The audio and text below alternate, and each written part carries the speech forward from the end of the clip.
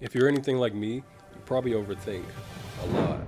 You play out all these scenarios in your head about every possible thing that can possibly happen, and it never actually does. You may procrastinate and tell yourself the timing isn't right or I'm just not ready for it, but here's the thing.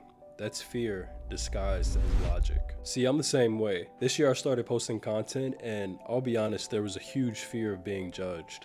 I was so concerned about what other people would think, and little did I know the opposite would happen. I had people hit me up saying that my videos inspired them and they really loved them, and that's when I realized fear is just an illusion. See, my mind was lying to me so hard, in fact, that it had me forget the reason I was doing this in the first place, to change people's lives. But your thoughts aren't truth, it's just a filter. See, your brain isn't built to be happy, it's built to keep you safe. And here's the thing, safety usually means stagnation. So it'll make up lies. It'll tell you that you're not enough, that people will judge you, that you aren't good enough to do whatever it is that you want to do. And what's even worse is if you start to believe these lies, you'll start living like it's true. And if you listen to these thoughts, you'll shrink your life to match your fear. And so you're probably wondering, how do you take control of your mind? And just a heads up, it's not easy.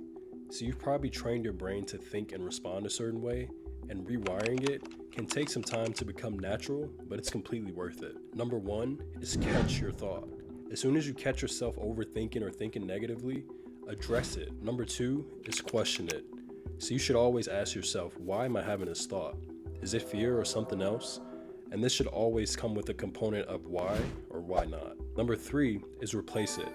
See, this is gonna sound corny, but you have to replace that negative thought with a positive one. See, life is already hard enough as is, and the last thing you need is to battle yourself with negative reinforcement. Here's a real scenario of what that may look like. So number one is thought.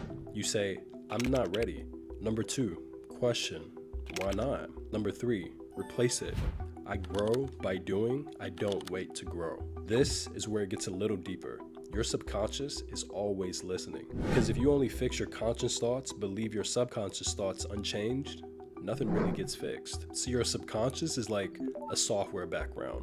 It doesn't really ask what's true, it just knows what's been repeated. And whatever you keep feeding your subconscious becomes your reality, whether you like it or not. If you keep saying, I always mess up, I'm never gonna change, nothing good ever happens to me, your subconscious is only going to follow what you've been thinking. But if you flood it with truth and positive reinforcement, I am enough, I am getting better today, I was made for this, whatever it is that may work for you, your subconscious will follow that lead and it'll start to agree with you, and you'll see that manifested in your own life. See, the subconscious doesn't respond to perfection, it responds to reinforcement and repetition.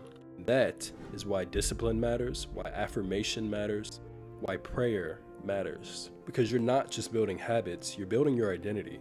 And when your identity changes, your life follows. So I've got some good news for you.